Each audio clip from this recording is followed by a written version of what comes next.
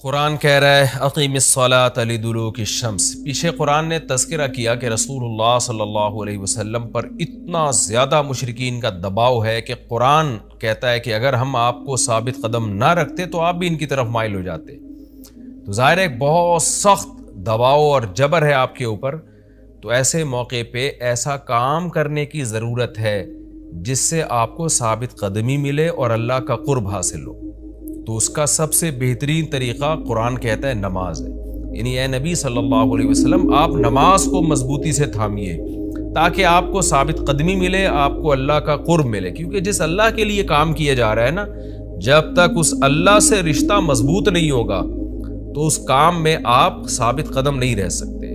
اور اللہ سے رشتہ مضبوط کرنے کا سب سے بڑا ذریعہ نماز ہے، اس لیے قرآن کہتا ہے اقیم الصلاۃ، آپ نماز قائم کیجئے لدلوک الشمس، سورج کے ڈھلنے کے وقت۔ سورج کب ڈھلتا ہے؟ جب بالکل بلندی پہ جا کے ڈھلنا شروع ہوتا ہے تو ظہر کا وقت شروع ہوتا ہے، الی غسق اللیل، رات کے اندھیروں تک، یعنی اس میں 4 نمازیں آ گئیں۔ سورج جب ڈھلتا ہے نا بالکل بلندی پر ہوتا ہے، تھوڑا سا ڈھلتا ہے ظہر کا وقت، مزید ڈھلان پیدا ہوتی ہے عصر کا وقت، مزید ڈھلتا ہے مغرب کا وقت، اور پھر الی غسق اللیل، سورج تو غائب ہو جاتا ہے مغرب کے بعد، پھر رات کے اندھیرے میں یعنی عشاء کا وقت، وقرآن الفجری، اور فجر کے وقت میں، فجر کی تلاوت کے وقت میں۔ تو قرآن میں اشارہ کر دیا کہ اصل تلاوت کا وقت ہے ہی فجر کا۔ آج بعض اماموں کو ہم نے دیکھا فجر میں بڑی مختصر تلاوت کرتے ہیں، یہ بالکل غلط ہے۔ سنت ہے فجر میں طوال مفصل، یعنی سورہ حجرات سے لے کے سورہ بروج تک کی جو لمبی لمبی صورتیں ان کو تلاوت کیا جائے۔ تو فجر کے قرآن کے وقت بھی آپ نماز قائم کیجئے۔ ان قرآن الفجری، بے شک فجر کا جو قرآن ہے، فجر میں جو تلاوت ہے، کان مشہودا، اس میں حاضر ہوتے ہیں۔ کون حاضر ہوتے ہیں؟ حدیث سے پتہ چلتا ہے فرشتے۔ فجر کا وقت اتنا مبارک وقت ہے جب اس میں امام صاحب قرات کرتے ہیں اور لوگ ہاتھ باندھ کے پیچھے امام کی قرات سنتے ہیں، ایک خاص سکینت نازل ہوتی ہے اللہ کی طرف سے، اور فرشتے بھی اس تلاوت میں نازل ہوتے ہیں۔ صحیح احادیث سے یہ بات ثابت ہے کہ فرشتے جو تبدیل ہوتے ہیں نا، ان کے آنے جانے کا وقت اور فجر اور عصر میں ہے۔ وہ جو فجر میں فرشتے آتے ہیں انسان کی حفاظت کے لیے، لہو معقبات من بین یدیہ ومن خلفہ یحفظونہ من امر اللہ، بہت ساری مخلوق اس کائنات میں ایسی ہے جہاں تک سائنس نہیں پہنچی اور ہو سکتا ہے قیامت تک پہنچ ہی نہ سکے، وہ انسان کی عقل سے بالاتر ہے وہ مخلوق، اور یہ بھی ممکن ہے پہنچ جائے سائنس ترقی کر کے۔ وہ مخلوق انسان کو نقصان پہنچانے کی کوشش کرتی ہے، تو اس مخلوق سے بچانے کے لیے جن میں جنات ہیں سر فہرست، ان سے بچانے کے لیے اللہ نے فرشتوں کا انتظام کیا ہے۔ تو حدیث میں آتا ہے صبح و شام، قرآن سے بھی یہ بات ثابت ہے، صبح و شام فرشتوں کی باریاں چینج ہوتی ہیں اور وہ ہماری حفاظت کے لیے اللہ کی طرف سے متعین ہوتے ہیں۔ تو ان کی جو حاضری ہے ان فرشتوں کی، وہ فجر کے وقت میں ہوتی ہے۔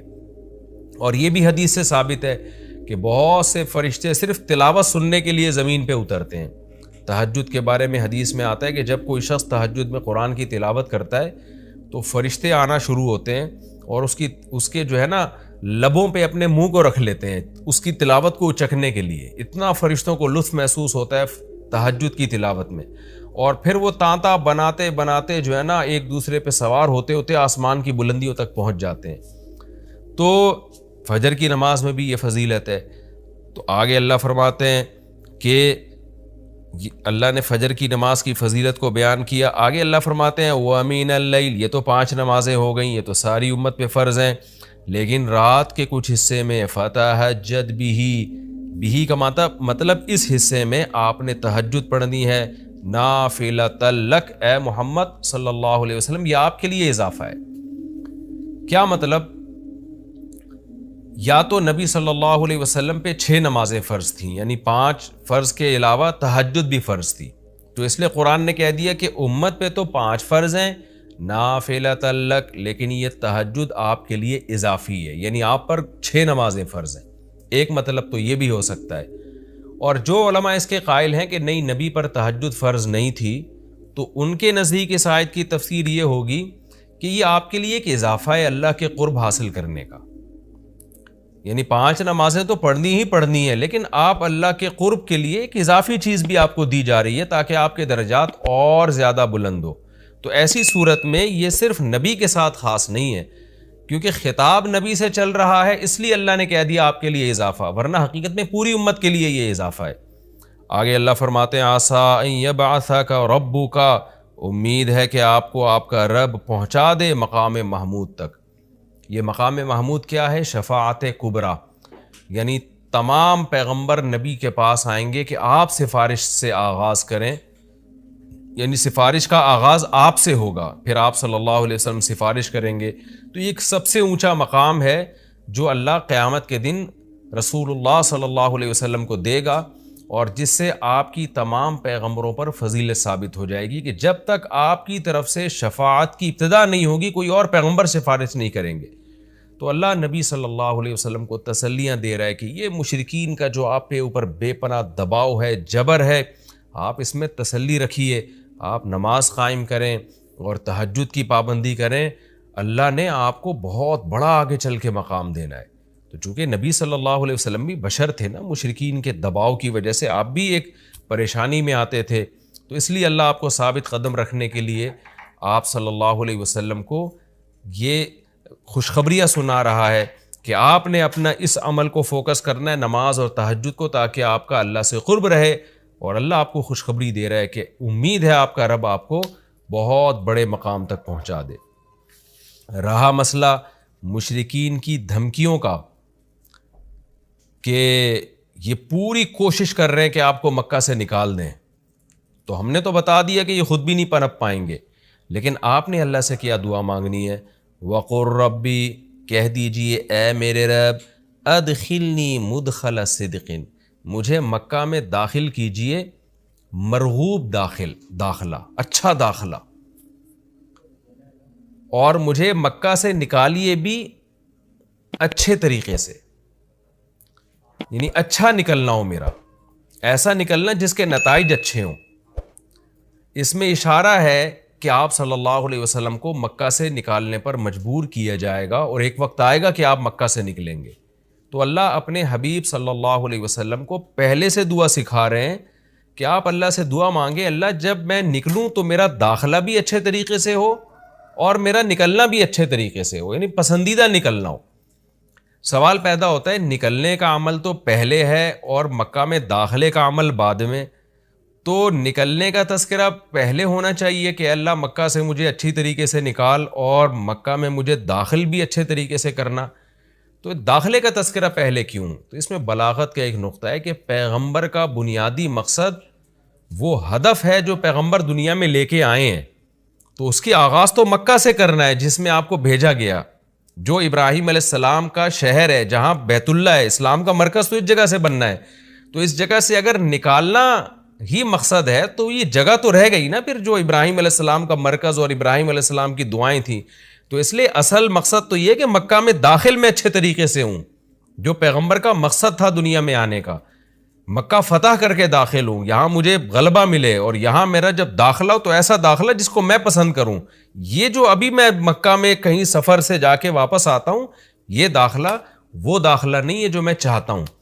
تو چونکہ مکہ سے نکلنا مقصد نہیں ہے، نکالا اس لیے جا رہا ہے تاکہ داخلہ ایک طاقت کے ساتھ ہو اور اچھے طریقے سے داخلہ ہو، اس لیے اس داخلے کا تذکرہ پہلے کیا جا رہا ہے۔ ہاں وہ داخلہ اس وقت تک ممکن نہیں ہے جب تک مکہ سے ایک دفعہ آپ کا خروج نہ ہو، تاکہ مدینہ میں ریاست بنے اور آپ 10,000 کا لشکر لے کر فاتحانہ انداز سے مکہ میں داخل ہوں، اور جس مقصد کے لیے اللہ نے آپ کو بھیجا تھا وہ مقصد پورا ہو۔ تو وہ مقصد نکلے بغیر پورا ہو نہیں سکتا، اس لیے نکلنے کا تذکرہ کر دیا، ورنہ اصل مقصد تو یہ ہے کہ اللہ میں مکہ سے نکلنا نہیں چاہتا، میں مکہ میں داخلہ چاہتا ہوں۔ داخلہ ایسا ہونا چاہیے مدخل صدق، سچا مرغوب داخلہ ہونا چاہیے۔ چنانچہ اللہ نے آپ کی دعا قبول کی، اور جب نبی مکہ میں داخل ہوئے نکلنے کے بعد تو کیسا بہترین آپ نے کا داخلہ ہوا کہ 10,000 کا لشکر لے کر آپ گئے، اور مشرکین مکہ آپ سے معافی کی بھیک مانگ رہے تھے۔ تو یہ مکی آیتیں اس وقت تو ظلم کے پہاڑ توڑے جا رہے تھے، لیکن پیغمبر سے اس طرح کی دعائیں کروائی جا رہی تھیں، وَأَخْرِجْنِي مُخْرَجَ صِدْقٍ، اور اللہ مرغوب نکلنا ہو، یعنی جب میں نکلوں تو بھی میرا اچھا ٹھکانہ ہو۔ چنانچہ آپ کا نکلنا بھی بڑا اچھا ہوا کہ پورا مدینہ آپ کے استقبال میں کھڑا ہوا تھا، اور طلع البدر علینا من ثنیۃ الوداع، یہ جو ترانے ہیں یہ مدینہ کی بچیاں آپ کے استقبال میں پڑھ رہی تھی. تو آپ کا نکلنا بھی اچھا ہوا، یعنی مدینہ میں داخلہ جو مکہ سے نکل کے، اور پھر جو مکہ میں آنا وہ تو اس سے بھی زیادہ عزت اور شان کے ساتھ ہوا. وَاجْعَلْ لِي مِن لَّدُنْكَ سُلْطَانًا نَصِيرًا، اور اللہ تو بنا دے میرے لیے اپنے پاس سے زبردست طاقت جس میں میری مدد ہو، غلبہ دے دے مجھے مشرکین پر. یہ بھی مستقبل کی دعا ہے جو ان حالات میں نبی سے منگوائی جا رہی ہے، اور اللہ نے آپ کی ساری دعاؤں کو قبول کیا. سلطان نصیر بھی دے دیا آپ کو، غلبہ بھی دے دیا مکہ پہ، ایسا غلبہ جس میں اللہ کی مدد تھی، اور وہ کمزور غلبہ نہیں تھا. طاقتور غلبے کو سلطان کہا جاتا ہے. اور مدینہ میں جانا بھی آپ کا پسندیدہ ہوا، اور مکہ میں آنا بھی آپ کا پسندیدہ ہوا. اور اے نبی آپ یہ بھی کہہ دیجئے جاء الحق، حق آ چکا ہے، وزہق الباطل، اور باطل فنا ہو چکا ہے. حالانکہ جس وقت یہ دعا منگوائی جا رہی تھی باطل فنا نہیں ہوا تھا. لیکن ماضی سے جب کسی چیز کو تعبیر کیا جاتا ہے تو یہ بتانے کے لیے گویا یہ کام ہو چکا ہے، حالانکہ ہوا نہیں، ہوگا. لیکن نبی کی زبان سے نکلوایا جا رہا ہے کہ آپ مشرکین میں اعلان کر دیں کہ بس یہ کام ہو چکا ہے، حق آ گیا، باطل ختم. اور یعنی ہوگا تو فیوچر میں، لیکن گویا ابھی ہو چکا ہے. اتنا یقینی ہے کہ میں تمہیں اس کی پہلے سے خبر دے چکا ہوں کہ باطل اب پنپنے نہیں پائے گا، کیونکہ حق اب آ چکا ہے. ان الباطل کان زہوقا، اور باطل تو ہے ہی فنا ہونے والی چیز. جب حق آتا ہے تو باطل فنا ہو جاتا ہے. نبی صلی اللہ علیہ وسلم جب مکہ مکرمہ میں داخل ہوئے نا، تو آپ بتوں کو چھڑیوں سے گراتے تھے، چھڑی سے.